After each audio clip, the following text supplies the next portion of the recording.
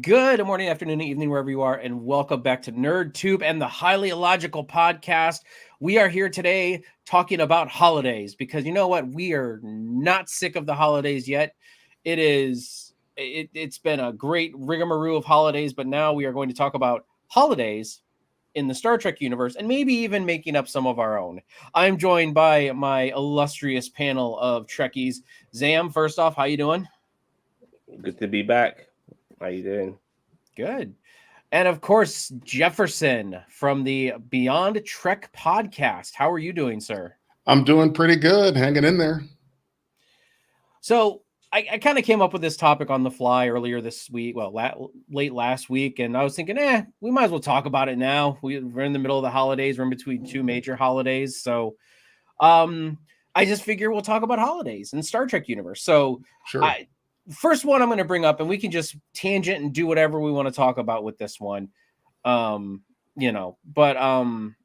talk about the one that was introduced in Picard, which I don't know if this was announced or talked about before, but Frontier Day. Picard season 3 touted the Frontier Day, which was apparently the first launch of Captain Archer's NX-01 and the Warp 5 engine. So I kind of find this one odd, only because yes, the Warp 5 engine was kind of like this big deal and everything like that. But I feel like why don't they celebrate then the first Warp 1 engine? I know they celebrate First Contact Day, but I don't know. It just seems a little weird that they would celebrate Archers only because they know the audience is watching. I don't know. What are your guys' thoughts on that? I agree with you. I really think that the reason it was that and tied to Archer's launch of the Enterprise is because we wanted to get that connection with prior Star Trek to the one now. So I totally understand that. However, in universe, you're right. It doesn't quite make sense because why wouldn't Frontier Day have been the launch of the first Warp 1 ship? I would think that that would do it. The one thing I guess could have been in-universe explanation is that with the Enterprise, it was the first ship to, of course it was the first to go as far out as it went. That's kind of obvious, but maybe in honor of Jonathan Archer and forming the Federation, becoming the first president, that they kind of backdated and said, okay, this ship is the number one ship or the flagship of Starfleet. So we're going to mark her launch as Frontier Day. I guess that's the best I can come up with on that. I wonder, wait, what was it? Was Frontier Day the launch of the Enterprise NX-01, or was it the formation of the Federation? It was launch of the NX-01. Okay, that's what I thought, but I'm like, you know what? I didn't go back and watch Picard season 3, the second to last episode, just to be sure, and I didn't look it up. But I was like, that once you were talking about it, I'm like, oh crap, was it the? But okay, so then you're right. Like, why is it not like the Frontier Day, the formation of the Federation? Because let's be real, like this is a human holiday, and this is kind of one of the things that I wanted to talk about. Also, is it's a human holiday if you think about it, like. Vulcans were going to Warp 5 well before the Earthlings were. So is it really a Federation holiday for Frontier Day because it celebrates the first human spacecraft to go out as, the launch of the first human spacecraft to go out as far as it did? So it's like, it's really weird when you have the Federation versus Starfleet and and I love Zam, who's just like every now and then he'll say what does this have to what does this have to do with the Federation? The humans are apparently the most important people in the Federation, even though they're made up of 150 races. And it's true. Why is this such a big thing if it's just a human thing? And not to say that it wouldn't be a very good holiday for humans, but they made it sound like the entire Federation had to be celebratory of this holiday. It is kind of, and I get it. Like the NX-01's kind of steamrolled into this, into the forming of the Federation. So I understand that part of it, but I'm still like, it should be just a human holiday, and other people can celebrate it, but it's still, I don't see why it would be a Federation holiday. You're right. I agree with you on that. It does kind of seem a little odd that it's not that the entire Federation couldn't celebrate it if they chose to. However, it's not a Federation holiday. You're right. It is a human holiday. And here's the way I look at it, that I kind of reconcile that, is that when the Federation first started, uh, Earth, of course, was the linchpin of the entire thing. And the other founding races, the Vulcans, Andorians, Tellarites, what they started doing was, instead of each of them continuing to produce their own ships, which they did to an extent, but really they diverted all of the resources to Starfleet, to have Starfleet serve as the military and exploration arm of the Federation. You've got Federation headquarters on Earth. So the way I look at it is, without Earth, you don't have a Federation. Without Starfleet, you don't have the Federation. That's just my opinion. And that is why I think that a human holiday can kind of extend to being, quote unquote, a Federation holiday, because at this point, Starfleet, humans, it's like they're a big part of the Federation. And there was, I get what you're saying. It's kind of, there was a commenter that just popped up and said, she's ginger Greek. That is a bad writing. That's why. Yeah, I get what you're saying there, in that the intent of the episode and of that holiday was really to give you that tie-in for Star Trek. I think it's one of those things that it's not meant to be looked at and analyzed that closely. We're not supposed to do that. We're not supposed to have a podcast on Frontier Day. But we're nerds and we do. Yes, absolutely. And they knew we would do this. Zam, what do you think? It's fucking bollocks. That's what it is, yeah. Honestly, I'm taking this from a British perspective. An abundance of Star Trek has happened prior to Picard. Not a fucking mention of this particular day ever in the past. Something that has been happening since the very beginning of the Federation. Frontier Day is not mentioned at all. It is the most stupidest concept in recent writing. And I agree with Ginger Greek, a fellow Brit as well, even though he calls himself Greek. I totally agree. It was such a stupid concept. If anything, I would have tried to modernize it a little bit and maybe make it a memorial for something that happened more recently within the Star Trek universe, like the return of Voyager back into the Alpha Quadrant, celebrating that. That would have been better, but we saw a celebration of that in the final episode of Voyager. So that for me would be a better thing to do than like to show the the achievement of the Federation, that they were able to somehow bring back the Voyager within 7 years from a part of space that would have been impossible if they were doing it the regular way. And I think something like that would have shown, would have been a more better thing to show as a form of appreciation. I do actually appreciate that idea, even though I don't like Voyager, but it also would tie in with 7 of 9. Yeah, with 7 of 9. Exactly. And they could have tied in Kate Mulgrew into the episode as well. And the Enterprise F could have been, or maybe the Voyager B or whatever, could have been coming out. We've had Tim Russ on the show as well. And Ensign Kim could have shown up, It's just a more better thing, because there's nothing worse than seeing them paying homage to something that has never fucking been seen before, which theoretically should have been mentioned at least a couple of times in previous series, but hasn't.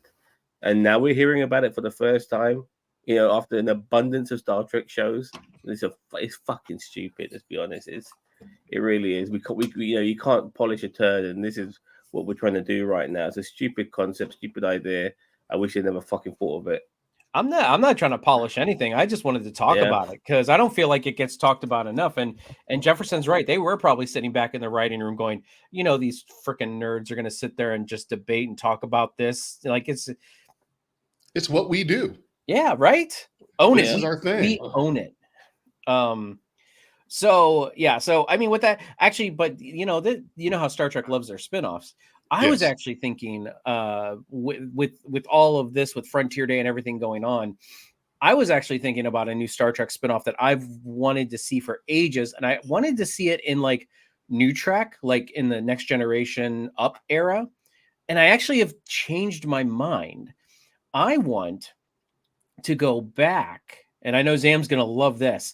I want to go back to the birth of the Federation, and I want to have a President Archer show where the Federation is just formed. You have an older Archer who's the president now, and he's starting to gather, like, there's only the first, there was, I think, 5 or 6 races that technically signed up for the Federation. We can leap like 5 years forward from that, and there are talks with all these other races that are mainstays now, but we can see again how they came into the Federation. You could have Federation 1, the ship. You could, you could do all this stuff. Have it like a West Wing in Star Trek. I was just thinking West Wing. Have an Ensign Pike and all that shit. Yeah, I mean, no, that would be way too early because Pike is 80 years after. Oh, really? Yeah. Archer was 100 years before TOS. So this would be, well, maybe like 60 to 50 years before Pike was even born, I would say. So you could have a Wesley Crusher type of Pike, maybe. Yeah, I mean. Well, but as I said, there's still a lot of years there. But yeah, fair enough. But yeah, like that would kind of be like I originally wanted to have some kind of presidential, like, Star Trek show, kind of like West Wing, but for Starfleet, like where you get all the diplomacy and you get all this, like, you don't get as many pew-pews, but that's okay because you know what you're getting walking into it. And there's politics involved, and not everybody agrees. This is the beginning of the Federation. They've got a lot of kinks to work out, and there's all, like, the Nausicaans are technically a part of the Federation, right? How the hell do we get them integrated into the Federation? Like, no, the Nausicaans? Yeah. Are they? No. As far as I know, no. The Nausicaans have never been mentioned as a member of the Federation. Now, I was looking here, kind of going back a little bit to Christopher Pike. So 2166 was when the Federation was founded. And looking here, the first appearance that we had of Pike was in, where was it? It was just here, 2254. There's no birth. Years. Yeah. Yeah. There's no birth given. So let's say he was 40. Anson Mount is 50 in real life, like at the start of Strange New World. So right around there, let's say. Okay. So yeah, that would give you around the year 2205 ish, something like that. But yeah, still well before when Pike was born. And I think that's a very interesting idea of doing kind of a West Wing sort of thing. But I think that what would be kind of the issue with that, and this is always the issue with anything that is a prequel, is you're going to be hammered on canon and things that happen. It's a restriction. The restrictions of the storytelling you get with the restrictions of canon, and the thing that you're going to get. And I'm always fascinated as to why this is even a discussion. But let's say that you have this show, you have Birth of the Federation, and there's great game, by the way. Love that game. It's a great, very good game. Love that game. Been a while since I played that. I played it on my gaming channel. Great game. Mwah. Nice. I would love for a new one. Anyway, go ahead. Well, here's the problem. The problem with something like that is, let's say they mention contact with some race or some thing and we go back and say, well, this takes place before TOS, TNG, DS9, and that was not mentioned in any of those shows. Well, of course not, because those were filmed in the 90s. This is the 20s that we're in right now. And you kind of have that, like that backwards thought of, you can only do things that were mentioned in prior series, that yes, they do take place after your prequel, but it's like you're not able to quite reconcile that just because something, and it kind of ties to what Zam was saying, was that this Frontier Day had never been brought up or mentioned before.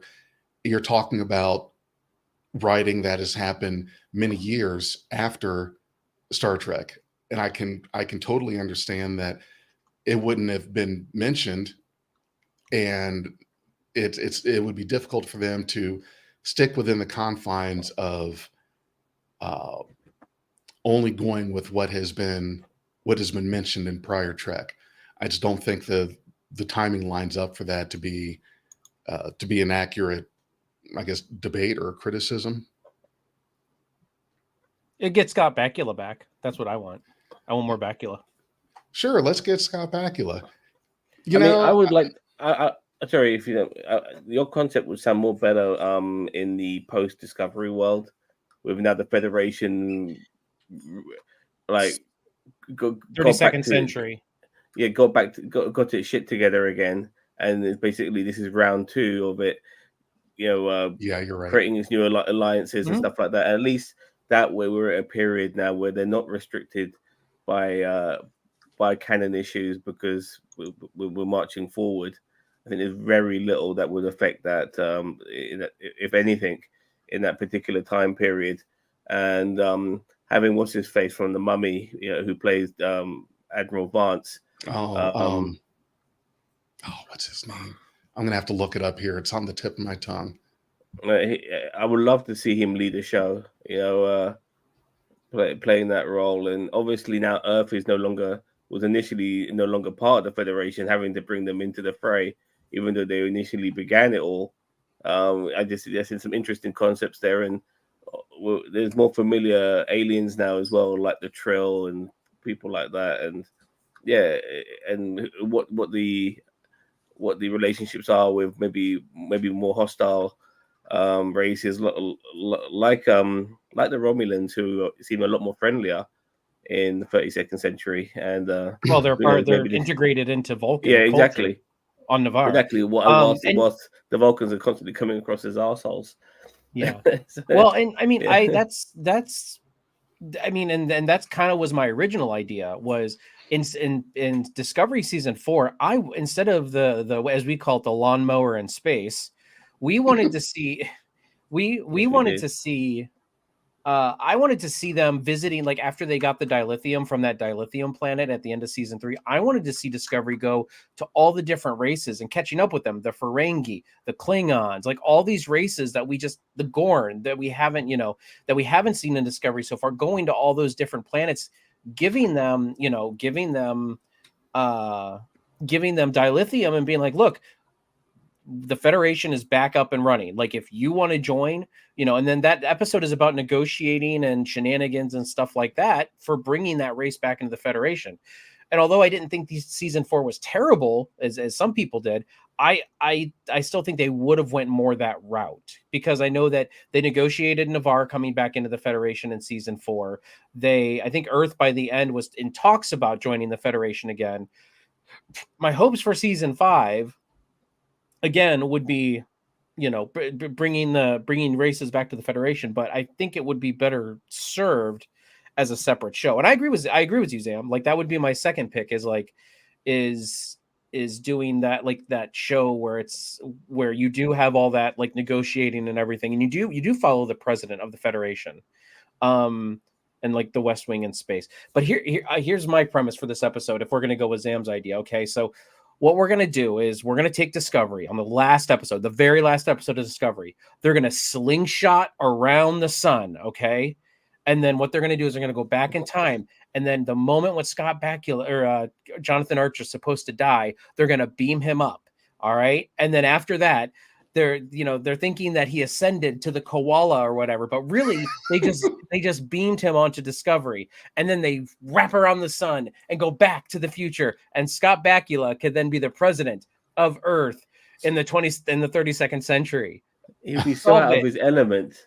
Like he'd be a man at a time who like he look. I don't look. I know I quit drugs a long time ago. Yeah, and you sound like you're still on it. You know, so. It's a fever dream. By the way, Oded Fair was the name of the actor that played Admiral Vance. Okay. Yeah. And the first episode of season 4, Cheeto, they did do exactly what you were talking about. They brought dilithium to a race that had been a part of the Federation and was trying to do that goodwill to bring them back in. So but that's what I wanted the whole season to be about, though. Yeah, doing errands of dilithium. And you're right. I think that would be a concept of its own show where that is what it's about. Because that's not what that season was about per se. So we weren't going to get a whole lot. And of course, you have the restrictions of a shorter season. You have so little time to do a story. If we were back in the 24 episode seasons, I could kind of see that, but we got a hint of it and basically told that that's happening in the background. But your idea of going back in time and getting Archer, yeah, I think that's a fever dream right there. That was a complete ham joke. That's doing some cocaine right there. I'm glad it was a joke, because he was just like, "What the fuck am I doing? I have no idea about anything in this timeline. I have hardly. I've only met the only Vulcan, only aliens I met are a Vulcan. Like Denobulin. Come on. Yeah, but the point is, like, he would, yeah. But I'm just about. He said just before he dies, I'm just about to die here, and now you're bringing me to the 32nd century, so I'm supposed to die here. No, they got medical technology well beyond there, so they're able to like keep him alive and bring him back. He could be dead for several minutes, and they could just bring him back. Right? Why the fuck you deny me my death? I was looking forward to it. Like, I look forward to that conversation with Archer and Burnham. But no, okay. So anyway, so now that we've spent 20 minutes on Frontier. Oh, by the way, belated Merry Christmas to TLD. It's been a while since we've seen him. Yeah. Speaking of Christmas, good segue. How do you think they celebrate Christmas in Star Trek? Like because everything's available via the replicator. So how do you think it would turn more into like a Thanksgiving where it's just a family event, or maybe they have to make like homemade presents rather than, because you can just replicate anything. So it's like maybe it's more the thought that counts in this era rather than, because they've made reference to Christmas, and obviously there's Christmas because in Star Trek Generations we had that whole Christmas scene, which there is no. Generations is not a Christmas movie. I just want to get that out there right now. You can't have just one. Like, I remember that scene now. There's one scene that's based on Christmas. It's like, and Zams put it in perspective one time, and it made me realize this, is that if that was the case, if there was one scene that was Christmas, then every Harry Potter movie would be a Christmas movie. So, they're not. So one scene of Christmas does not. Now, if it's a movie that's based around the holidays, like Die Hard, the entire movie is based around Christmas, then it's a Christmas holiday. Die Hard is a Christmas movie. Absolutely, positively, yippee-ki-yay. Anyway, actually, funny enough, just for me to tangent here, there was a YouTube video saying the best Christmas scenes from movies that are not Christmas movies, and they showed scenes from The Godfather, Donnie Brasco, Goodfellas. They all had moments where they celebrated Christmas, but it wasn't a Christmas movie because it was just a period in the film. Yeah, it's just and when you're doing a film which are biopics and stuff like that, you might come across that period. Personally, regarding Christmas for me is I don't look at it from a religious perspective whatsoever. It's cultural. It's like Thanksgiving, as you guys will say. You have all different religions and races and people who are not remotely Christian celebrating it because it's just about all coming together. Like, like I'm an atheist, but I come from an Islamic background. All my family are Muslim and stuff like that. On Christmas Day, I went to my Muslim family's house, and we had fucking Christmas dinner, Christmas lunch around the table, sharing food with my dad, my uncle, my auntie, my cousins. It was a great time. I sent some presents around to my nephew and niece as well. Those are those cultural things. No one's fucking going to church. No one's praying at the fucking altar. It's not religious whatsoever. It's strictly cultural, and for that reason, I have no problem with people celebrating Christmas in Star Trek. It's an Earth thing. It's a representation of Earth. Now, it's beyond Christianity and stuff like that. With one of Earth's cultures. And it would be really cool to see all these aliens celebrating it, who are part of Starfleet. I would love to see Worf, dressed up as a fucking nutcracker or something like that. It'd be awesome, man. So, yeah. You're right. We did have that scene in Generations, and I know it's not canon, but Star Trek: The Next Generation had, when it started in a comic book series, they originally had the first six comics. It was like a 6-issue limited edition kind of thing. And one of those comics was a Christmas story. The crew was celebrating Christmas. There were parties on the ship. There were different races and cultures that kind of had their own holodeck where they were celebrating. And even the antagonists in this issue look like the Grinch. They all kind of looked like the Grinch. They had, fuzzy green Orions and whatnot. I can't remember the name of the race, but yeah, the thing that, and Christmas was mentioned by name in an episode of Strange New Worlds. Was it the musical episode? I want to say, well, I can't remember exactly which one, but I know it was La'an that made mention of Christmas. I was thinking about this earlier, and I guess there's no reason why they couldn't still be celebrating Christmas, but I'm kind of surprised that they are. It just seems like in the future, would that really still be a thing on Earth? Would Christmas still be a thing? Glad it is, but I don't know. And to answer your question about what it would be like and what it would be about, because you have replicators and whatnot, it's the thought that counts, honestly. I think is what it is, because that's why we're so hard to shop for. That's why men are so hard to shop for. We buy stuff throughout the year that we need. We need it, we get it. There's not really a whole lot of a Christmas list, and that's why we give gift cards, because we're not all that thoughtful. Can't figure it out. Like, here's some cash. Merry Christmas. Well, the funny thing is, I used to give my nephew and niece money. I'll give them like 20 or sometimes even 50 quid. But then I realized it's actually cheaper to buy them a present. So that's what I do now. Cost savings. That's well, what it's all it's about. not just that, but it was all good when they're like 15, 12, 8, 9, 10, 11, 12, even 13, 14, 15. It's all good giving them a bit of money. But now they're in their 20s. It seems a bit tacky. I mean, like they're working, and then like, I'd rather just give them something which they can use. Like, my niece was telling me she has a problem with plugging in MP3 and USBs and stuff in her car. So I bought her a little device that she can plug into a cigarette lighter, which has like charging ports and stuff like that, and Bluetooth and all of that. I got one of those. So it's much better for her to have one of those in her car than because it's a use. I like buying people stuff that they can use, useful gift and stuff like that. But yeah, regarding holidays and all of that, I look at Christmas as the same as maybe start in the Star Trek universe, them celebrating New Year, or even celebrating Halloween and stuff like that. And then maybe other cultural things which are not necessarily so westernized, like the Chinese New Year. Like, people do that all over the world. Like, it's just a festival of seeing all of this stuff. And then, like, within Hinduism, they have the Festival of Light and the Festival of Color, where they're like throwing colored powder and everywhere, all over each other and stuff. And the Festival of Light, where they're doing fireworks all of these things. Like, this is the great thing about Earth. We have an abundance of cultures, whilst most other planets in the Star Trek universe only had one culture. We have more cultures. We've got cultures coming out of every fucking orifice. So yeah. Yeah, I can't wait for Mardi Gras on the Enterprise. I want to see some boobies. Oh, that would be awesome.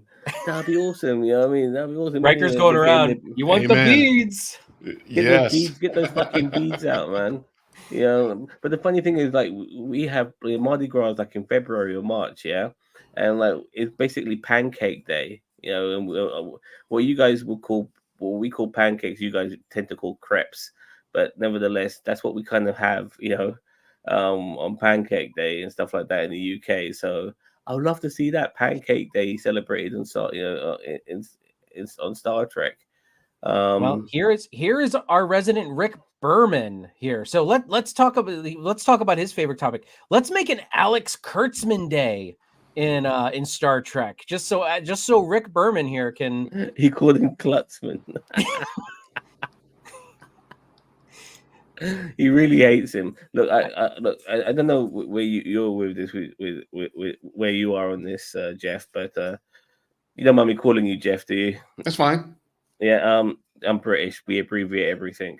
No, yeah, that's fine. Like, initially, when Kurtzman came on the scene, myself and I'm not sure if I can speak for Cheeto or not, but we're thinking to ourselves, you know, this is not too great what you're coming out with. It's a bit shitty.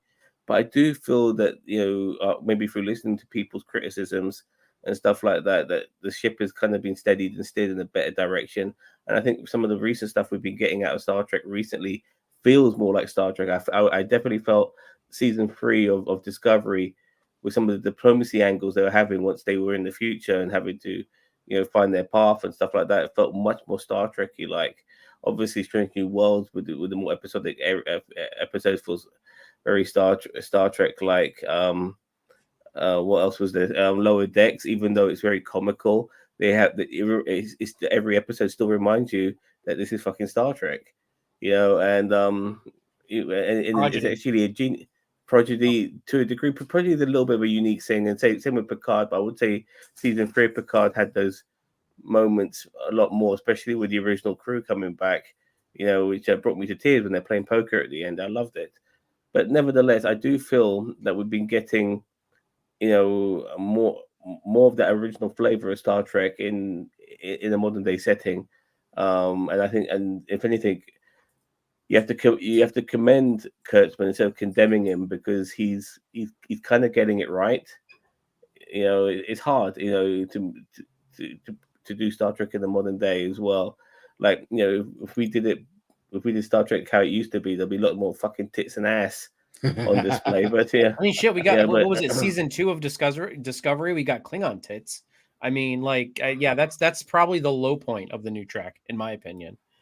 I don't even remember that, to tell you the truth. But the point is pretty forgettable. I mean, it was all plasty. Like, it was all like that's season 1. Oh, was it season 1? Yeah, okay, it was season 1. The whole Ash Tyler thing becoming Vok and all that. Yeah, that was. Well, they tried to do Game of Thrones in space, and that's not what people wanted. People wanted Star Trek, and I think they realized that it would take them a season or two just to rectify things. But we finally are getting Star Trek with Discovery. Discovery feels more like Star Trek in the more recent seasons than it did in the earlier seasons. I'd definitely say that, obviously, by Strange New Worlds, everyone loves it. I thought even though season 2 was not that great, they went too much down the comedy route. Rick Berman says not enough cat suits. That's exactly what Rick Berman is saying here. By the way, this I think we know this person, but I always call it, because the first time he showed up on one of our reviews of Star Trek, I saw Rick B and I said, oh, it's Rick Berman. And he always hates Kurtzman, so you know it's actually Rick Berman. You know it, because he has had not any cat suits that I know of. So sorry, Rick Berman, not enough cat suits. I'm okay with it. Yeah, I think that was 90s. That was so Rick Berman in the 90s cat suit. It was a product of its time, which is How do you feel about Kurtzman today, though, Jefferson? I honestly really don't feel like that. Honestly, like I don't feel like the cat suits. Like you might have been able to get away with it in like TNG, maybe a little bit in DS9, but I feel like by Voyager and Enterprise, that was past its time, way past its time, in my opinion. It really made people uncomfortable. It made me uncomfortable watching it sometimes because like I get it, but I mean like it's great, it looks great, but it's just like, are we really objectifying these people like this? Like I always wanted to see 7 of 9 in a Starfleet uniform. That's what Jadzia Dax rocked it. Why couldn't 7? No one wants the Section 131 movie, but you know what? We're gonna fucking watch it regardless. We want Sandra, or we want not Sandra Oh. We Bullock? want Michelle Yeoh. We want Michelle Yeoh. Yeah, so if it's a Section 31 movie, we're watching it for Sandra Yeoh or Michelle damn Yeoh. well we're going to be watching it. And so Zam, to answer your question about Alex Kurtzman, so here's the thing. I don't know if I want to call it a problem or not with me, but I am always positive of Star Trek. I have critiques, sure, but I've never been one of those hashtag not my Trek, or there's no such thing as Star Trek after the late 90s. All this other stuff is not Star Trek. I don't follow that line of reasoning. To me, this is all Star Trek. Discovery is Star Trek. Strange New Worlds is Star Trek. Lower Decks, Prodigy, all of it is Star Trek. Alex Kurtzman, he's doing something. It's good. It's easy to be an armchair quarterback. You should have ran the ball. And why are you kicking on 4th and 1? Go for it. But you're not there. You're not in the rooms, the writing rooms or meeting rooms. We have no idea what's going on there. But the guy that has the face to the fandom and all of the people, sure, he's the one that we can criticize and a lot of fans look down on. But here's what I'll say, and I can be shunned for it, but I think all Star Trek is Star Trek, and I don't have a problem with Alex Kurtzman. Well, you mean as Zam said, I mean we have criticized Kurtzman for some of the early stuff, but we didn't really hate him. But I mean, as we've said, we've kind of seen like what the strides that they've made, especially like in Discovery and Picard, those things that were in early Trek and now have gotten to this place of different. I mean, honestly, like yes, Picard season 1 not that great. Season 2 better, not super great, but better. Season 3 nostalgia, nuclear grade nostalgia for you. You know what I mean? Discovery, first 2 seasons, a little rough. And actually, I was rewatching Discovery recently, the first couple seasons once I finished up, struggling through Voyager, and it's not as bad. I mean, Discovery would have been much better if it was a Section 31 show from the beginning, because they had a lot of Section 31 influences in there, and it just would have made more sense. But still, it's not bad. And some of the Mirror Universe episodes are some of the best episodes in that first season, in my opinion. I loved them. For me, what I didn't like was the fact that they made Lorca to be this Terran Universe character. Personally, I would have liked it. Star Trek tends to have kind of lefty, liberal, progressive aspects to it, especially with its leaders and its captains and stuff like that. It would have been such a nice change of pace. And this is coming from a lefty liberal person myself. It would have been such a nice change of pace to have somebody like Lorca, like a more conservative, a more right-wing type of captain in Discovery. I think that would have been a really good twist and slant on how we see Star Trek by having him in charge, somebody who would shoot first and ask questions later, a different perspective. It's a shame he never went down that direction. I was absolutely very upset when I found out. But they even said that Lorca was a bit rough around the edges. But I mean, the Mirror Universe Lorca was even worse. No, he was willing to put his crew in dangerous scenarios and even accept them dying in those scenarios. that's the sort of person he was. His crew was expendable to them in order to get the job done. He never really gave a shit. If you could save them, fair enough, great. But he never really gave a shit about them. Why are you all against sexy things? Well, I'm not, but I do. I think I don't mind sexiness. He's talking about me in the cat suits, like. No, but regarding the catsuits and stuff like that. But if Jolene Baylock or God, why am I Jerry forgetting? Ryan? Jerry Ryan.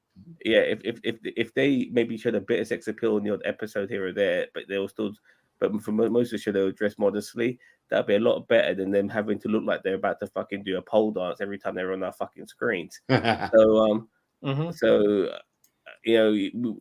like you could already know that they're beautiful people. You don't need to expose it any more than that. But it's a titulation of that, and in a way that those sort of things were made Star Trek a little bit backwards back in those days.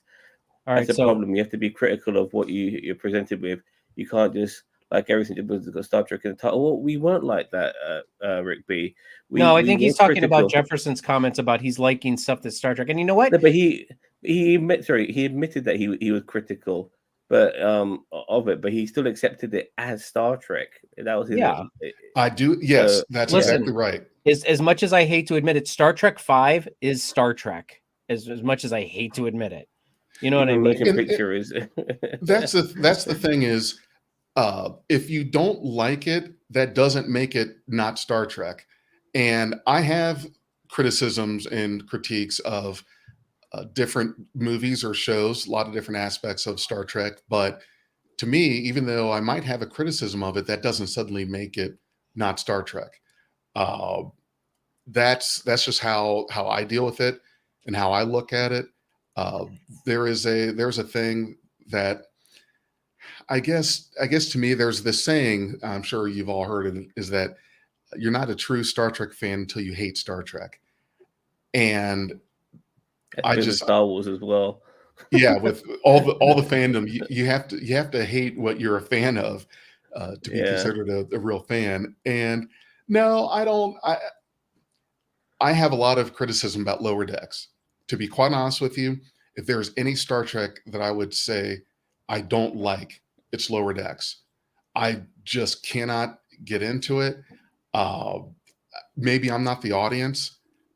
I watch it because I need to watch all of Star Trek, because with doing a podcast and everything else, you got to be knowledgeable. You've got to be in the know. If you're going to be talking about this stuff, you need to know what you're talking about.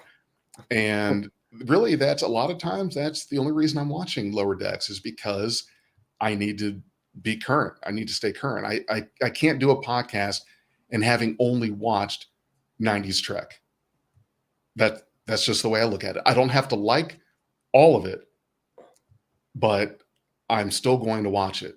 Well, that's like me. I mean, in Prodigy, I was not a fan of Prodigy, but when people, but I would never sit there and say Prodigy is not Star. No, Prodigy is very much Star Trek. It's just not my jam. No, my issue. I got a couple of things to say regarding that. My issue with Prodigy is the fact that the way they were releasing the episodes, it was really poorly done, because Prodigy is there to get the next generation of people involved in Star Trek. Because let's be honest, we need a new generation of Star Trek fans. Right now, the Star Trek fans are us, middle-aged motherfuckers with fucking beer guts.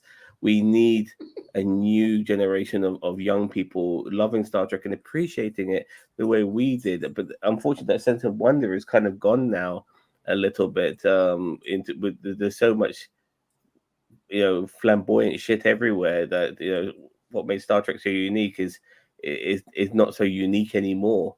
And it's difficult, but I really don't necessarily think, even though I think Prodigy would be good if there was already kids involved in Star Trek, it would be a nice alternative for them.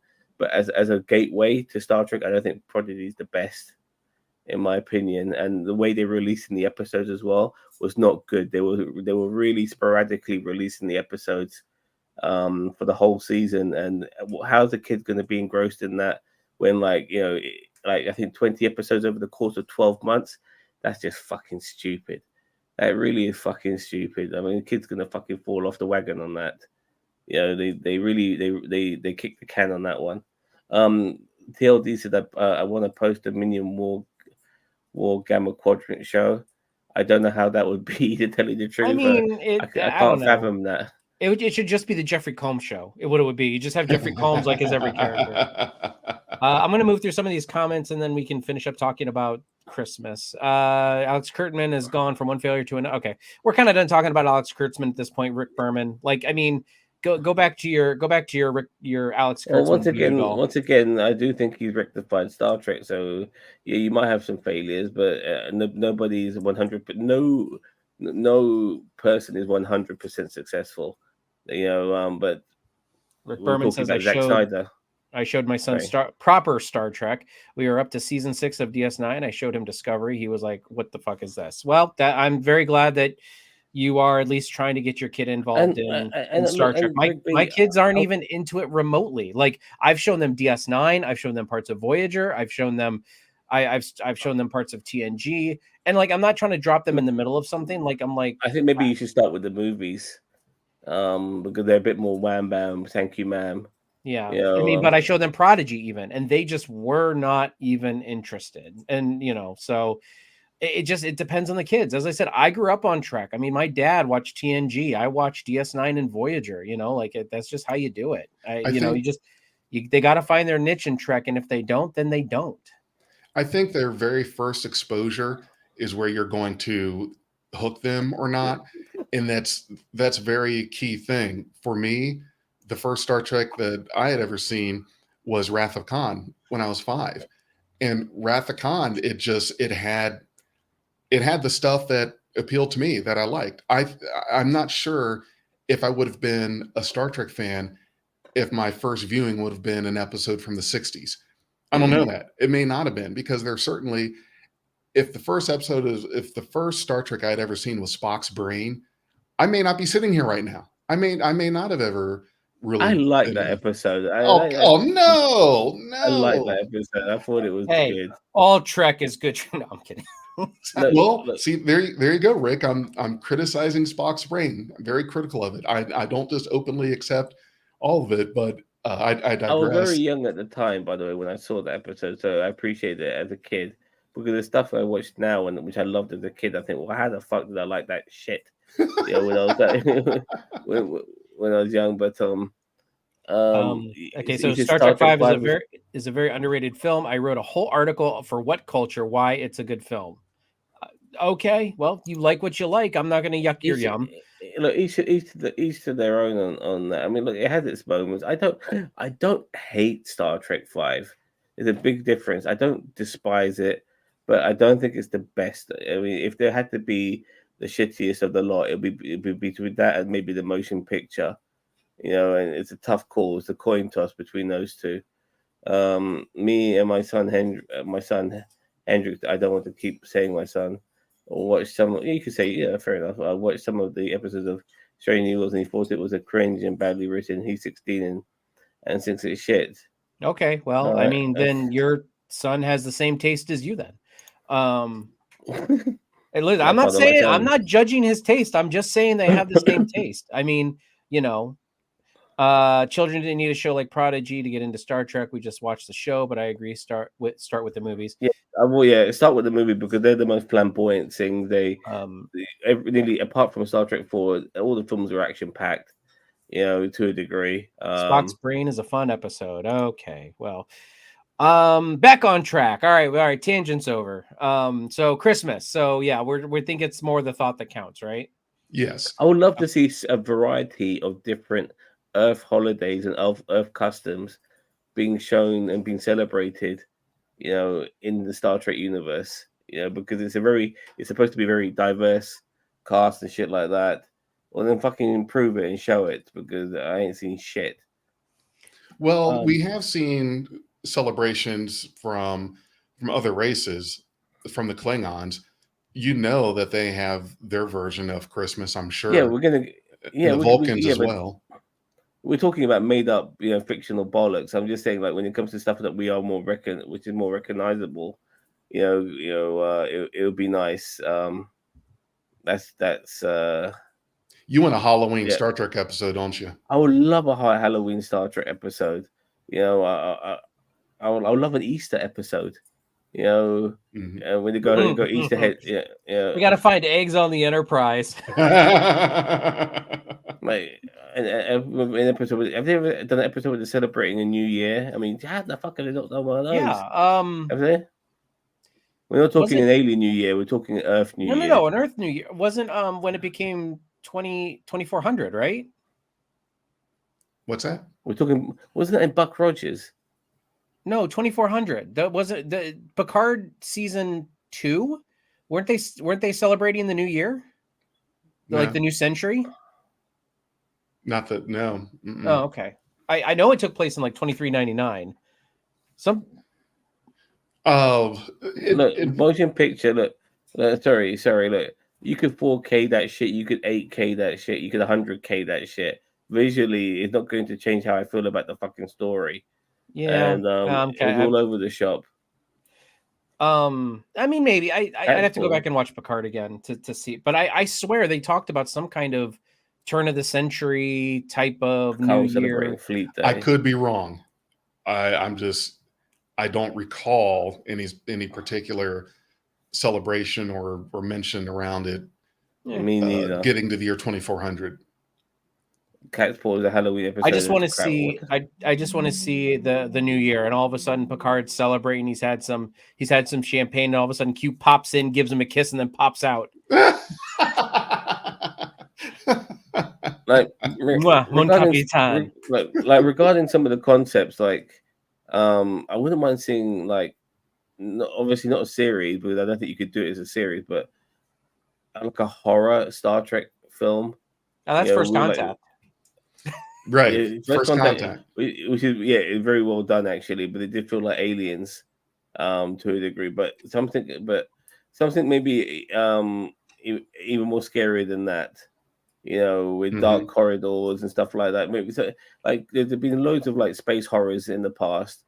I would love to see that episode of DS9 where Garrett gets contracted with that gooey shit, and he turns into a fucking killer, and he goes on crazy, the spaceship and stuff like that. I think they had a zombie Vulcan one once on the Enterprise. Yeah, when they were the Delta Expanse. So I would love to see something along those lines in Star Trek as well. That would be great. Just no. I would love to see like a Gorn thing, but and I know the Gorn have been used in Strange New World, but man, just make it like a Halloween special, Strange New Worlds. Just make it hard R. Like just like go for it. Just go for it. Like mutilation and just everything on screen. Texas Chainsaw Massacre that shit with the Gorn. Before I get to Dave, there have been horror-ish episodes. Those ones were the most horror like ones, the ones that I mentioned to you just now. But I would love just to see a film where we don't even know who these Starfleet characters are. The first time we're coming across them, they'd have to be anybody we recognize in the Star Trek universe. But we're just following a bunch of people. They have a mission to do, and it becomes this sort of like Event Horizon sort of scenario. Ghost ship, something like that. I would love that. Just that'd be great.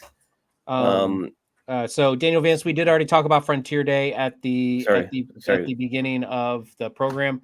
So we're if you want to go back and watch that on the rewind. But yeah, we already did kind of talk about Frontier Day. That was kind of like our launch. Kind of what we started with. Yeah. Oh God. Strange New Worlds ruin the Gorn. I disagree. We're moving on. Isn't Abrams Trek horror? Wrong type of horror. Every I think if we're going to have more holidays in Star Trek, that we should probably I want to say we should have more Federation holidays, something that's more inclusive of the entire Federation, like instead Pon of Far Day. Gotta love Pon Far Day. Oh my God. Can you imagine what kind of party that would be? Pon Far, we get Pon Far Agra out, and got the yeah, Vulcan orgies everywhere. Yeah, right. The whole planet becomes a Vulcan orgy. Like, no, apparently one of the apparently Pike's holidays are Pike's birthday is a holiday. Yeah, Remember they have. I think they have Pike Day or something like that. Wasn't there? It's I think it was ridiculous. mentioned.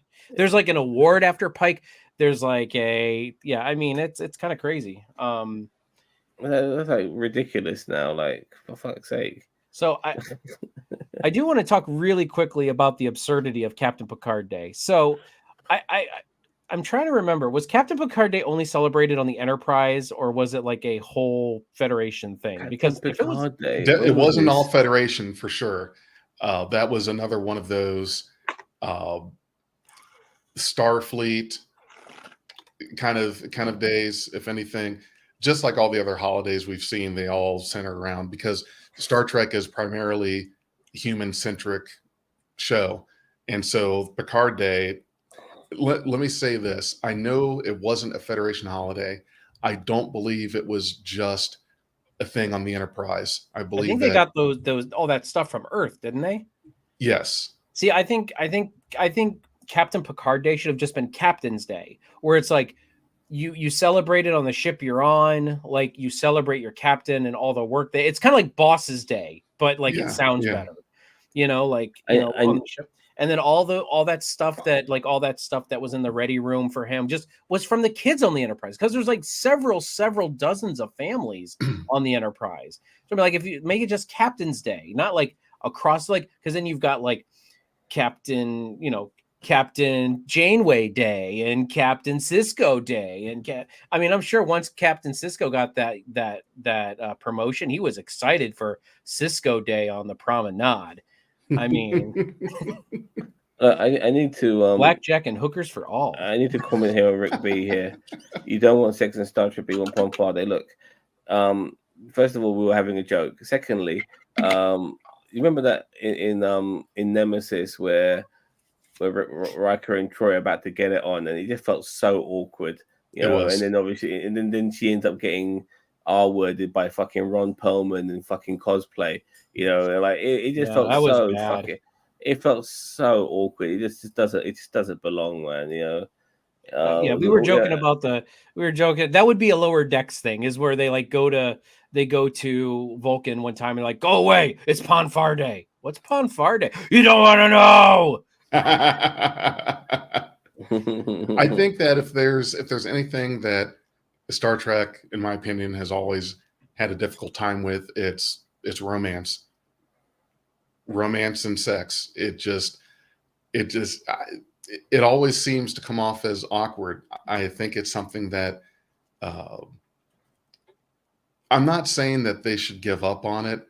It's just that I do feel like it is less often done correctly, or less often done in a believable way. I think that the relationship between Michael Burnham and Book and Discovery was good. Mm-hmm. I like that one. I think that was well done. For me, Troy and Paris was the best relationship in Star Trek. I thought that was Torres and Paris was the best relationship in Star Trek. That one felt more real, because that felt really real. And you see like those time when she would create like his birthday for him and like make popcorn and have films and stuff like that. And she thought she was going to get intimate with him, but he was so engrossed in watching the television, and stuff like that. And those little things, I liked it, and it was that relationship felt like the best of everything I've seen in Star Trek. And then the opposite side of that pendulum is where you got the whole Spock and Nurse Chapel thing. Yeah, I'm glad you mentioned that was too. So bad. It ended before it even fucking started. I mean? And that's that. But they were building up to it for a whole freaking season and a half. So I mean, if I can agree with anything on Rick B, like the like Strange New World, like in that relationship, like they really crapped the bed with that, and not that I really think so. I think so. I wish it would have never have happened. Like, I didn't mind the will they won't they, but then when they actually executed it, it just was so bad. And actually, Daniel Vance is right. I think O'Brien and Keiko had its hits and misses. Like, that was a good look at like a longtime married couple, in Star Trek, especially on DS9. They had a kid. And Keiko was very much in the background. But that's what it's. I mean, let's be real. We don't want this kind of stuff in the forefront. Yeah, exactly. Like only now and again they will remind you that they were married, and I love the fact that Worf was there when she gave birth to her kid and everything. Like those moments, and all the connective tissue there and stuff like that. I love it. Fantastic. So any other holidays you guys want to like make up or bring along? We were talking about being inclusive, and I did want to talk about the Voyager coming back in the alternative timeline, because that timeline changed. Voyager coming back because was a holiday, because how long did it took him in that timeline? 14 how long did years, it take I him? think. And I think it then took them was originally 14 or 21 years or something like that. It was about 20 years. And when they were celebrating the return, it was like a further 14 years after they came back. So they were really fucking old. You know what I mean? And I remember that. And it's just a shame that they have never kept to that in the alternative timeline now, which had happened because of them coming back after 7 years. I'm sure. Sorry, go on. I was just going to say, I'm sure there's a Voyager Day. There's got to be, absolutely. Well, they did. What was in Lower Decks? They were doing some. I don't think it was a Voyager Day, but they were. It took them 23 years. Okay, fair enough. If it took them 23 years, then the opening the opening of the final episode was how many years after that? Because it was. I think it was I think you're right. I think it was right around 14 years or something like that. It was like the 14th anniversary or 15th or something. Mm-hmm. And just I never forget that final episode where Janeway's really trying to hold it back from fucking crying, because she's like, she wants to just like maybe fall on the knees and say, yes, we fucking finally done it, we're back at home. But I would love to have seen just a little bit more of them getting back home, because it almost ended a bit prematurely for me. Oh, you're talking about the last episode of Voyager? Very last, I would love to see them get that was back to awful. Earth. All of that sort of stuff. There were some good moments, obviously, when Barclay contacted them through that fucking wormhole shit communication. I loved all of those moments. It was really great. But when they got back, I would just love to have seen just a little bit more. It would have been nice. I agree. I think that a missed opportunity for Voyager would have been having them make it back home maybe mid season 7 and give us some kind of stuff that is I don't know what I would have the penultimate episode. Like I would have taken the penultimate episode they got back home, and then one episode of like, okay, closure, of them being back home or something like that. I feel like what they could have done in that is they could have you're right. The penultimate episode, part 1, Voyager gets home at the very end of that episode. And then the next episode, they're wrapping things up. Maybe like Janeway's, like something happens with Janeway and the Borg Queen. And by the end of that episode, like that all gets resolved. Like the Queen dies, or the infection or whatever happens at the end of the first part of Endgame, part 1. Yeah. And then the second episode is like, like there's some kind of connection, like between, because remember, Janeway was assimilated. So there's some connection between Janeway and the Queen. And like in that last episode, like while we're going through all of Voyager's like return and celebration, the Borg Queen is there, like antagonizing her, kind of like the Joker is antagonizing Batman in Arkham Knight. You know what I mean? Like it's inside her head. And so by the end of the episode, the Doctor finally finds a way to expunge her. I'm not talking about like Janeway's being taken over by the Borg Queen, but like she's just there antagonizing her, as this should be her victory lap. And like, but she, the Queen is still there kind of antagonizing her, but we do get to see everything that's going on with the return of Voyager and everything. It would give it a little bit of suspense and a little bit of story, but also giving us that closure that we need. Mm-hmm. Yeah, I agree. I think this is something that you could would be an interesting holiday to have, and I think that this would be, again, not so much Federation. It still would be kind of a Starfleet, not a holiday, but like a memoriam. Would be like Wolf 359 Day. I was just going to bring that one up next. Yeah, that's somehow or another.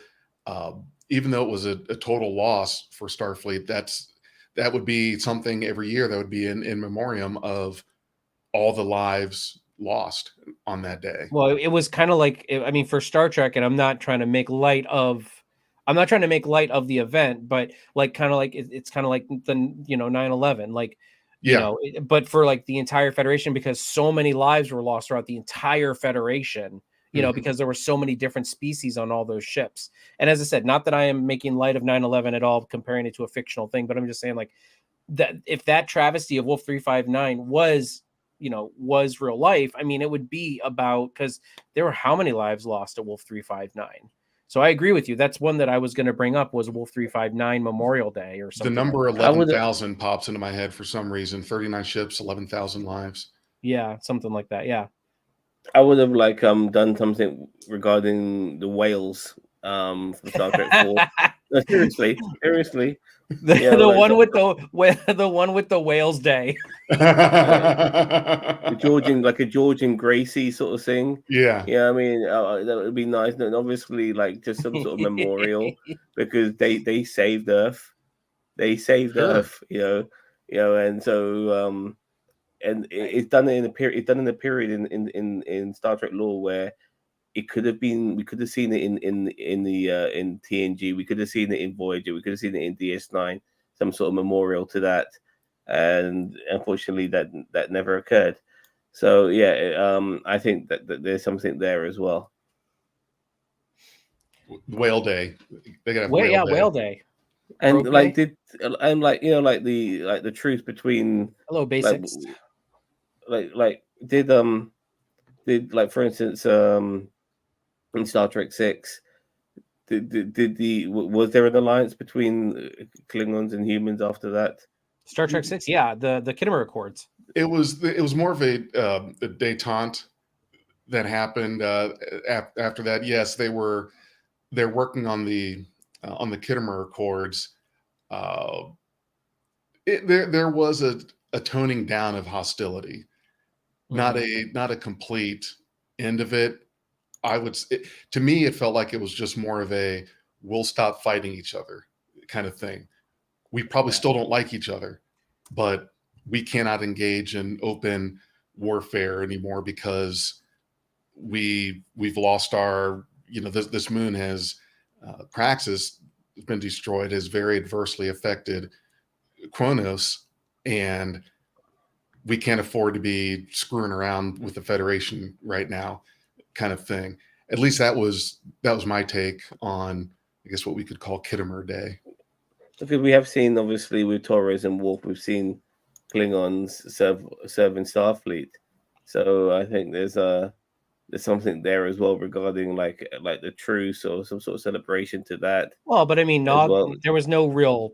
I mean, there's a truce with the Federation, but I mean, people outside the Federation can join the Starfleet. They have to, like, they went through that in DS9 with Nog. Like, technically, the Ferengi are not a part of the Federation, but Nog got the recommendation letter from Cisco, and that's how he got in the Federation. Worf had to probably get that same recommendation letter to get into Starfleet. I would assume. I mean, I don't know if that was a thing back when Worf first showed up, but that's an interesting question. Is does your race have to be a member of the Federation for you to join Starfleet? Does it rely on like a recommendation letter or something? I don't think that's. No, they did what they said with Nog with in DS9. Nog had to have that recommendation from Cisco. He had to be sponsored. Yeah, he had to be sponsored. If you're a part of the Federation, I think you can just get into Starfleet Academy. You just sign up. But if you're outside the Federation, that's why Nog needed that sponsorship letter. Okay. Wolf was a little bit of a unique thing as well because he was raised by human parents, and Torres, obviously being biracial as well, kind of benefited her to a degree as well. I think her dad was Starfleet, so that helped to get in as well, I guess. So yeah. What was Wolf 359 Day? Day. I got a good one that would be post Nemesis or post Picard at this point. Unification Day of Navarre. So they would have. So whatever date the Romulans and the Vulcans finally officially unified again. Yeah, they could have a Unification Day. There you go. There's a very good non-Starfleet holiday celebration day. The Ferengi Tax Day. Well, I think the fact that Starfleet got the lithium back for the universe, I think that should end up being a holiday in its own right. You know, the day the universe got its lithium back. The lithium day. Yeah, the lithium day. You know, There you go. So married to the most wonderful woman in the galaxy day was celebrated by O'Brien. Smart man. He said it was an Irish tradition. Okay. End of Alex Kurtzman Day would be a great God, holiday man, in you Star got such Trek. a hard on for this, man. I'm telling you, it's Jesus. Rick Berman. He said up he here hates also. it, but he's still watching it though, like a fucking But here's my like a thing. He fucking said crackhead. Kate Mulgrew is a great to listen to or conventions. I talked to her for What Culture, and she was such a nice person. If you work for What Culture and you watch us this much, why are you not plugging our stuff out here? What do you want us to say? We hate Alex Kurtzman, and then you'll plug us on What Culture? We hate Alex Kurtzman. Now plug us on goddamn What Culture. What Culture is very progressive. I mean, would they have somebody like yourself working for them? I'm surprised. Anyways, so before we wrap it up, like let's do some more. I mean, do you guys have any other holidays? I'm trying to think. Only the ones I was able to make up. I do. I'm almost adamant that they should have a George and Gracie Day. I feel like that's fundamental now. For Earth, yes. I mean, that could be an Earth holiday. Yeah, Earth and Starfleet to a degree, because Starfleet is Earth pretty much. I mean, it's all based there. You know, isn't there a Klingon holiday? I just looked it up. I could have swore that there was a thing yearly, whether it was a week long or a few days. There is something. I'm just Klingon Orgy Day. There's some kind of Klingon celebration that happens every year. Wow, damn, what was it? Because didn't Worf take Alexander to that? Wasn't that episode that old Alexander came back from the future? I remember that episode, but I don't remember. Oh man, Worf's son Alexander. There was I'm not recalling all of it, but I could. Okay, there it is. Day of Honor at. Yeah, there's Day of Honor and then Baval Festival. It had to be. It had to be that. Cock Boval. Fair enough. I don't know, man. So what other holidays? That's the one. Celebration and defeated of the tyrant Morlor by Kahless. So it's a Kahless holiday, which is fair enough. You know, Kahless is a big figure in Klingon culture. So, and then the Day of Honor is widely known as a holiday. Klingon, the Klingon year is the Day of Honor. 8 days of honor have been depicted on screen or the books and comics. One of the others mentioned. Their timing during so they don't really say when, but it's basically the days of honor. So that's really it. I thought what's the Bajoran holiday, the one that was being celebrated on the promenade, and and Cisco the emissary was around, and then Kai Wynn was there and was just talking trash about the emissary about not celebrating, and I can't. I'm thinking of that one. I can see the episode. I can see the episode in my head, but. Space Karen was just like, and not Elon Musk like you guys call him. I was talking Space. I call Space Karen Kai Wynn. That is Space Karen. Oh my I'm God. not a big fan of the term Space Karen for Elon Musk. I mean, I don't like Elon Musk regardless, but the Space Karen is not the term I would use for him. I have to get reminded when William mentions his name as Space Karen. I have to get reminded that you're talking about him. Yeah, but yeah. I like calling him a cunt. Space Karen. I like it. I'll stick with cunt. Gratitude Festival. Yeah. That's the Bajoran holiday, is the Gratitude Festival. Who was Peldor Festival? Was that Romulan? The Gratitude Festival, also known as the Peldor Festival, which is the Gratitude Festival is the same thing. Annual holiday and great importance to the Bajoran people. That's something I don't like, is if you're going to have so few holidays, especially for other races, give it one name and stick with it. The funny thing is, with the amount of holidays they could be celebrating, they pretty much might be doing a holiday every fucking day, and then you throw in birthdays as well.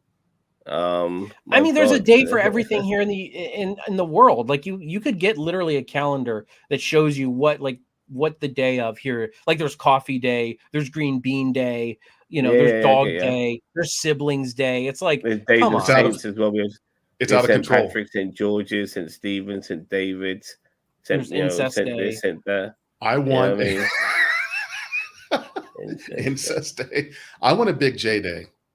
That's what There I you go. want. Big Let's J do Day, it. yeah. Big I'm J not Day. sure. Big J Day sounds like fucking something you'd be doing on 420. You know what I mean? There you go, 420, Big J Day. Yeah, Big J Day. No, you know, since Yeah. Section 31 is so widely known, because they act like they're secret, but they're like widely known pretty much throughout all of the Federation. I think Section 31 should we should just have a Section 31 day. Yeah, they're like the CIA. Yeah, everybody knows about them. Yeah, we know damn well they're out there and they're around. We might Don't not know what they're who's doing. in it. Yeah, don't know what they're doing or who's in it, but yeah, it's not a secret anymore. I know, but that's why people say about say like, oh, how come everybody knows of the CIA? It's like, no, Section 31 is not secretive. They're secretive of what they do. Yeah. My neighbor could be in the CIA and I would have no damn idea. That's kind of like Section 31. You don't know. Incest Day is April 23rd. Look it up. It's true. No, it's not. You've got to be shitting us. It is fucking not. Are you serious? Yeah. I don't even want to have some hot sisters out there. I don't even want to have that in my search history. So I can't verify that. Well, Rick B took care of it for you. So sweet Jesus. Him and all his kitty porn is all on his computer now. He used to work for What Culture, man. He knows all this shit. So yeah. Yeah, he works for What Culture. Yeah, so why is that day a thing? Why? I'm done with this planet. I'm done. Right? Send me to Mars or something. Why would you celebrate that? So do you think that there would be, like, I guess Wolf 359 Day would be like a D-Day? Of reverse D-Day or something. Yeah, reverse D-Day. Instead of victory, it's utter defeat. Yeah. I mean, First Contact Day.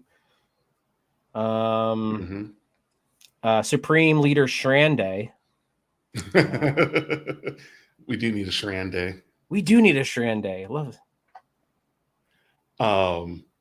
He says it's my friend's birthday. That's how I know. Star Trek and sleaze are my specialist subjects. Okay, well, what culture should be proud? I'm trying to think of other good holidays in the future, and I think we kind of start getting into the ridiculous, like you said, like, you know, Bank Tellers Day, Secretary's Day, Dogs Ensign Day. Ensign Kim gets celebrated. Well, I personally think I think Nog, we spoke about Nog in the 32nd century, where we feel that the reason why Ferengis are more involved in Starfleet is because of Nog, you know. And by that time, I wouldn't want all Ferengis. I would like maybe like a split, like certain Ferengis felt enlightened enough to break away from traditional Ferengi values and try something different, and they went with Starfleet. While a lot of Ferengi, maybe majority of them, still stick with Ferengi values of profit making and stuff like that, and remain the way they are. But it would be nice if we could see in the future maybe a Nog Day where he changed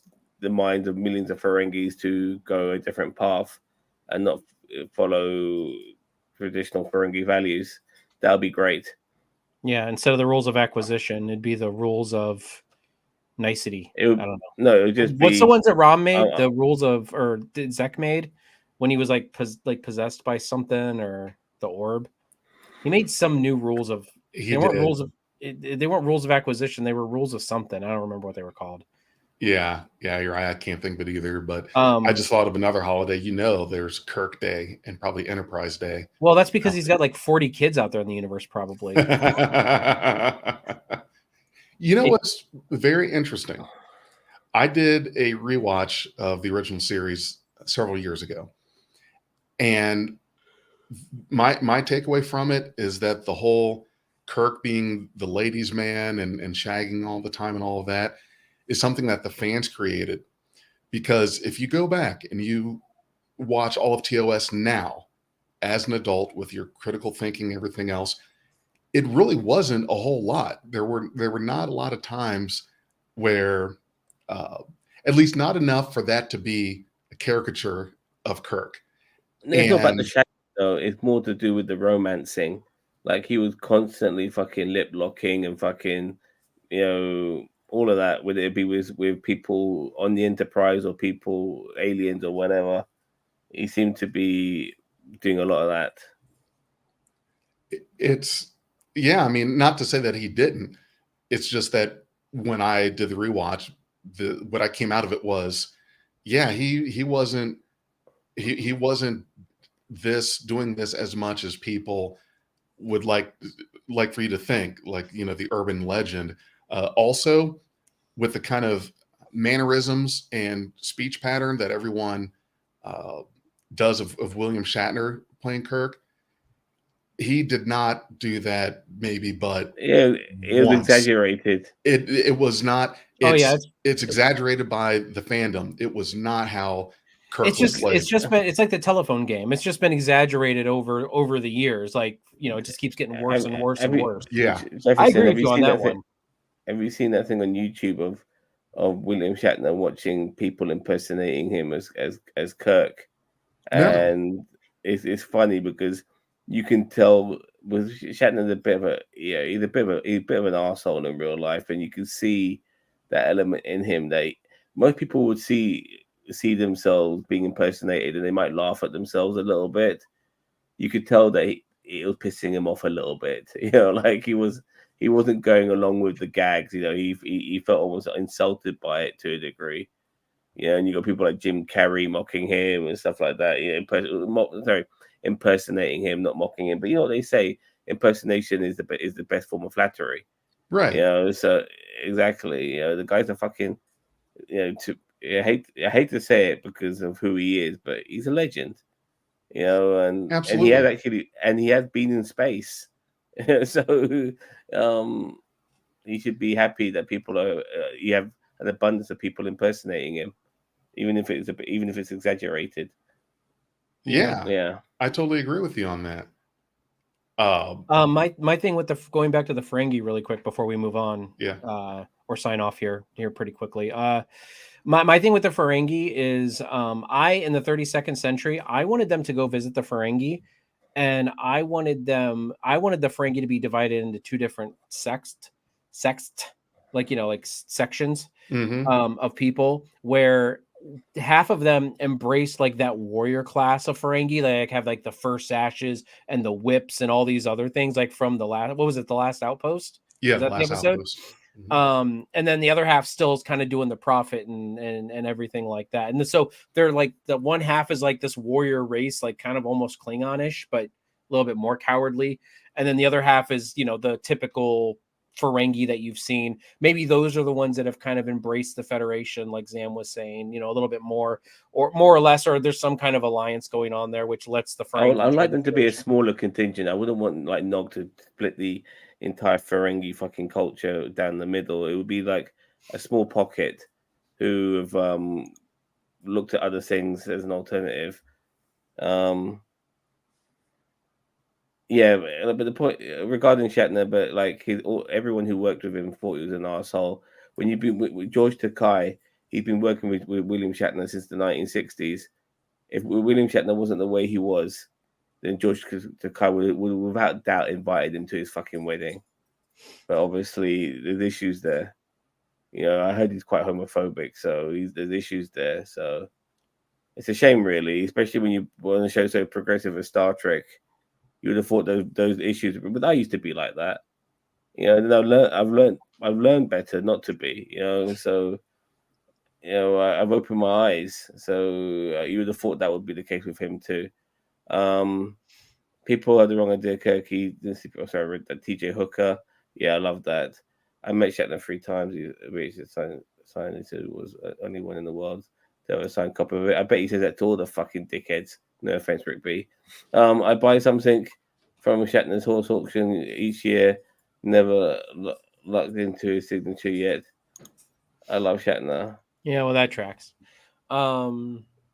Okay, I think we've kind of spent this subject. So I mean, unless you guys have anything else to add, I think we should probably start wrapping it up. Yeah, I mean, I did want to mention one thing just outside of Star Trek is Star Wars and its Life Day.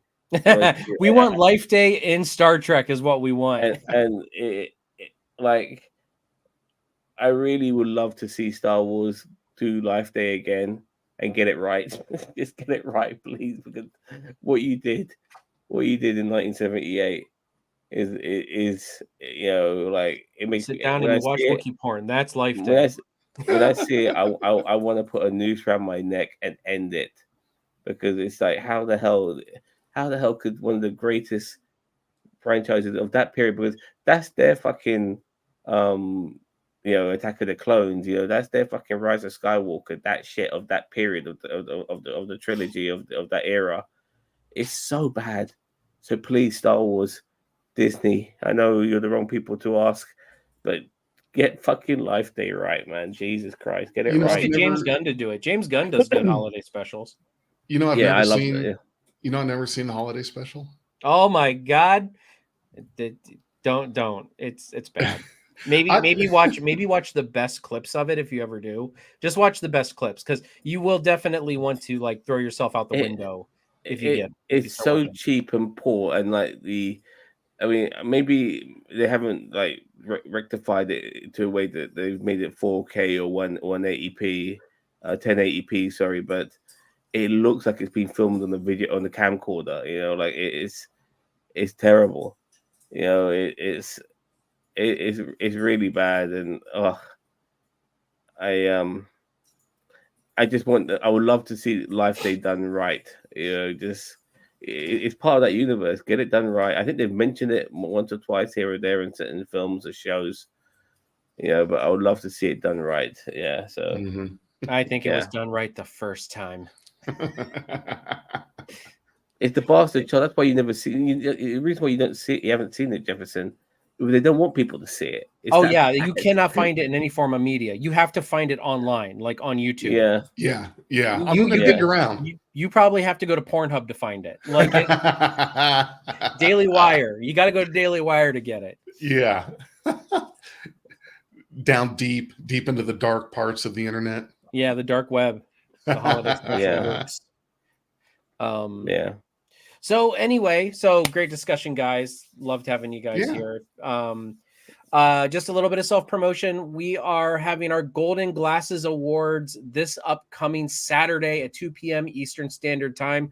If you have not already, please go to the community tab on YouTube and vote. We have several categories there for the people to vote for. We also will have several different categories that we as contributors and also Patreons have voted for. So if you're interested in all that information, just let us know. But yeah, with that all being said, Zam, thank you very much for joining me here. I know Can I it's just been quickly really add late.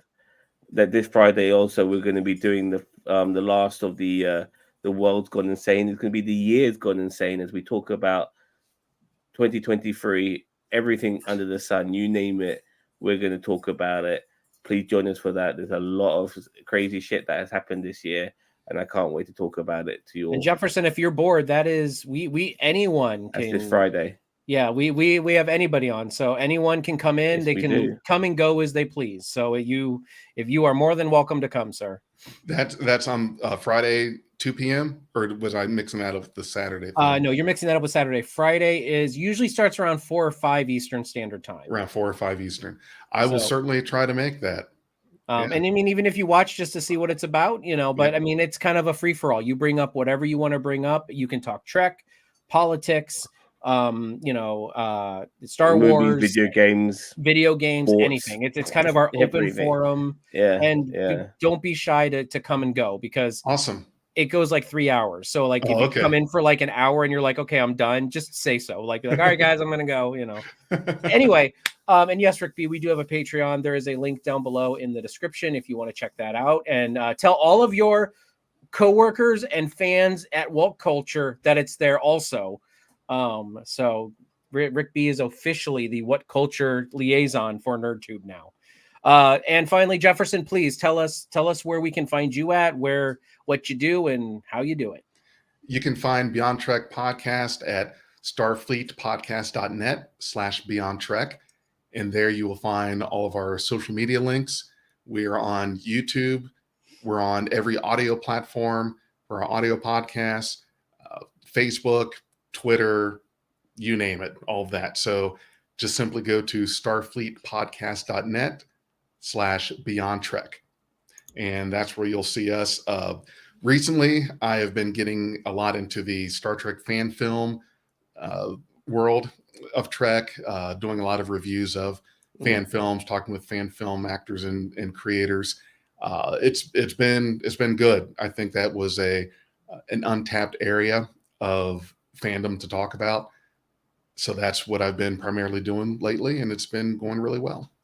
And you joined us for the premiere of Crisis on Infinite Excaliburs when we did our fan film reaction premiere. That's right. Yep. And I was there for that with you guys, and certainly we also have some other projects with fan film we've been talking about. Yeah. So to come in the new year, everyone. So keep tuned in. Yeah. And regards to Rick B, yeah, we will try. I'm going to try and get my cousin involved. I'm going to throw him into the lion's den, so to speak. But yeah, he's an alternative.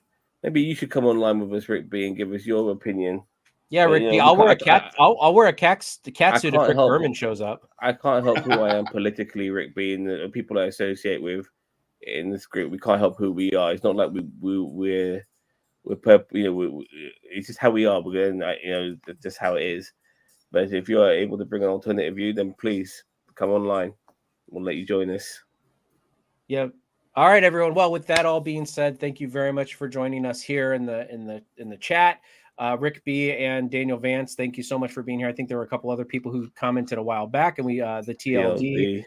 And I thought there was one other one peppered in there. I think maybe on Twitch. Oh, and Ginger Greek. Well, Ginger Greek. Yeah, and that guy from Twitch as well. Yeah, Basics. Yeah. Excellent. And we don't count Ginger Greek. He's an asshole. So yeah. Anyway, with that all being said, everybody, thank you very much for watching, and we will catch you guys in the next one. Live long and prosper. Catch you later. Bye-bye.